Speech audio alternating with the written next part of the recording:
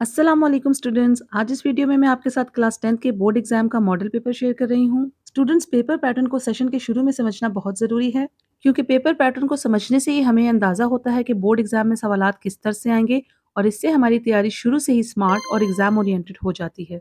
ये model paper आपकी किताब के आखिर में भी दिया गया है, आप वहाँ से भी देख सकते हैं। सो चलिए शुरू करते हैं। इंग्लिश पेपर का पहला पार्ट ऑब्जेक्टिव टाइप का होता है, जो कि 19 मार्क्स का होता है, और इसके लिए आपको 20 मिनट्स दिए जाते हैं। इस क्वेश्चन का पहला पार्ट होता है, choose the correct form of verbs and fill up the bubble sheet. ये सवाल 5 नंबर का होता है, क्योंकि इसमें 5 सेंटेंसेस दिए गए होते हैं, और उन सेंटेंसेस के लिए हमें ऑप्शंस में से सही वर्ब चूज करना होता है। फॉर एग्जाम्पल, इस क्वेश्चन का पहला सेंटेंस है, इट डैश एट प्रेजेंट। अब इस डैश में सुटेबल वर्ब कौन सा आएगा? रेन, रेन्ड, इज रेनिंग और हैज रेन्ड। जवाब है इज रेनिंग। सो इसीलिए हम सी ऑप्शन को चूज करेंगे। ये बात याद रहे कि सवालात सिर्फ यहाँ पर हल नहीं करने हैं, बल्कि इनको बबल शीट पर भी उतारना है। इन 5 सेंटेंसेस के बाद क्वेश्चन नंबर 1 का पार्ट बी आ जाता है, जिसमें हमें 4 वर्ड्स दिए गए होते हैं, उसमें से हमने करेक्ट स्पेलिंग चूज करनी होती है। ये सवाल 4 नंबर का होता है, और इसमें हमने करेक्ट स्पेलिंग चूज करनी होती है। इसके बाद आता है question number C, choose the correct meaning of the underline word and fill up the bubble sheet. इस सवाल में हमें एक वर्ड दिया गया होता है, और साथ में उसके 4 ऑप्शंस दिए गए होते हैं। उन 4 ऑप्शंस में से हमें उस वर्ड का सही मीनिंग चूज करना होता है। ये वर्ड ज्यादातर आपके हर चैप्टर के आखिर में दिए गए ग्लॉसरी वर्ड्स में से आते हैं, या चैप्टर के एक्सरसाइजेस में सिनोनिम्स और एंटोनिम्स के जो क्वेश्चंस होते हैं उसमें से आते हैं। इसके बाद आता है क्वेश्चन नंबर 1 का part D, choose the correct option according to grammar and fill up the bubble sheet. ये सवालात भी आपकी बुक के हर चैप्टर के एंड में दिए गए ग्रामर एक्सरसाइजेस से होते हैं। इसीलिए आपको चाहिए कि आप हर चैप्टर के एंड में दी गई एक्सरसाइजेस को साथ साथ समझें, ताकि आपको बोर्ड में इस सवाल में मुश्किल पेश ना आए। सो ये है इंग्लिश के बोर्ड एग्जाम्स के ऑब्जेक्टिव पेपर का पैटर्न।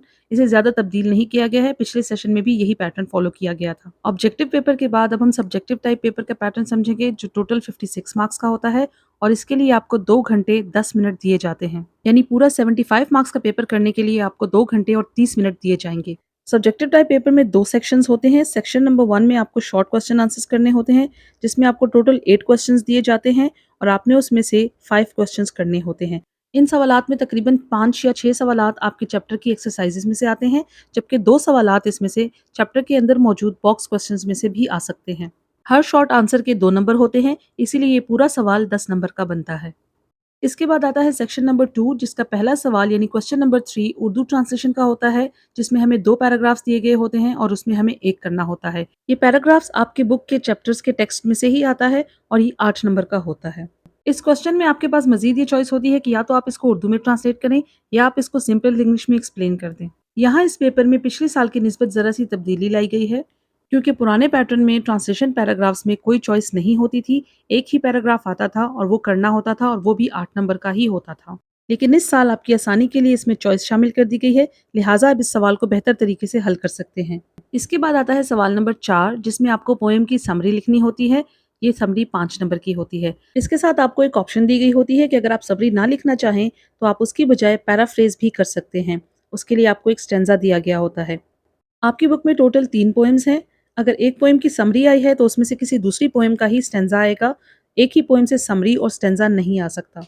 यहाँ पर मैं आपको एक इम्पॉर्टेंट टिप देना चाहूँगी, जो मैं अक्सर अपने स्टूडेंट्स को भी देती हूँ, कि इस सवाल को हल करते वक्त कोशिश करें कि आप समरी लिखें, क्योंकि समरी में बोर्ड में ज़्यादा अच्छे नंबर आते हैं, जबकि पैराफ्रेज छोटा होता है, उसमें कम लिखा जाता है, और आपको अक्सर उसमें अच्छे नंबर नहीं मिल पाते हैं।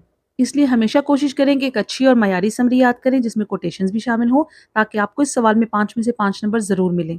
अब बढ़ते हैं क्वेश्चन नंबर 5 की तरफ, जिसमें आपको 3 टॉपिक्स दिए गए होते हैं। इन 3 टॉपिक्स में से एक पर आपने ऐसे लिखना होता है, जो कि 15 नंबर का होता है। इस क्वेश्चन में भी आपके पास चॉइस होती है कि अगर आप ऐसे नहीं लिखना चाहते, तो आप एक पैराग्राफ लिख सकते हैं। उस पैराग्राफ के भी 3 टॉपिक्स होते हैं, और आपने एक पर पैराग्राफ लिखना होता है। यहाँ पर भी मैं अपने स्टूडेंट्स को हमेशा इनकरेज करती हूँ कि वो ऐसे लिखें, क्योंकि इसमें ज़्यादा अच्छे मार्क्स आते हैं। इसके बाद आ जाता है क्वेश्चन नंबर 6, जिसमें आपको नरेशंस करनी होती हैं। ये 5 नंबर का सवाल होता है। टोटल आपको 8 सेंटेंसेस दिए गए होते हैं, और इसमें से आपने 5 सेंटेंसेस को इनडायरेक्ट नरेशन में चेंज करना होता है। नरेशन के बाद पेयर्स ऑफ वर्ड्स का सवाल आता है, जिसमें 8 पेयर्स दिए गए होते हैं, और हमें 5 के सेंटेंसेस बनाने होते हैं। ये तमाम पेयर्स ऑफ वर्ड्स आपकी ग्रामर एंड कॉम्पोजिशन की बुक में मौजूद हैं। आपको वहाँ से याद करने होते हैं, इसलिए आपको परेशान होने की ज़रूरत नहीं है। पेयर्स ऑफ वर्ड्स के बाद आता है सवाल नंबर 8, जिसमें एक उर्दू पैराग्राफ दिया गया होता है, जो 8 नंबर का होता है, और इसको हमने इंग्लिश में ट्रांसलेट करना होता है। ये पैराग्राफ कहीं बाहर से नहीं बल्कि आपकी ग्रामर एंड कंपोजिशन की बुक में मौजूद 40 पैराग्राफ्स में से आता है। इस सवाल में उर्दू पैराग्राफ में कोई चॉइस नहीं होती है, अलबत्ता फॉरेनर स्टूडेंट्स और इंग्लिश मीडियम कैंडिडेट्स के लिए एक ऑप्शन रखी होती है कि वो उर्दू का सवाल हल करने के बजाय इंग्लिश में दिए गए टॉपिक पर पैराग्राफ लिख सकते हैं। सो स्टूडेंट्स, ये थी हमारी आज की वीडियो जिसमें मैंने आपके साथ बोर्ड एग्जाम का मॉडल पेपर शेयर किया है सब्जेक्ट इंग्लिश के लिए। अगर आपको ये वीडियो हेल्पफुल लगे तो प्लीज़ इसे लाइक कर दें और इसी तरह के एजुकेशनल कंटेंट के लिए और इन्फॉर्मेशन के लिए मेरे चैनल को ज़रूर सब्सक्राइब कर दें। Thank you.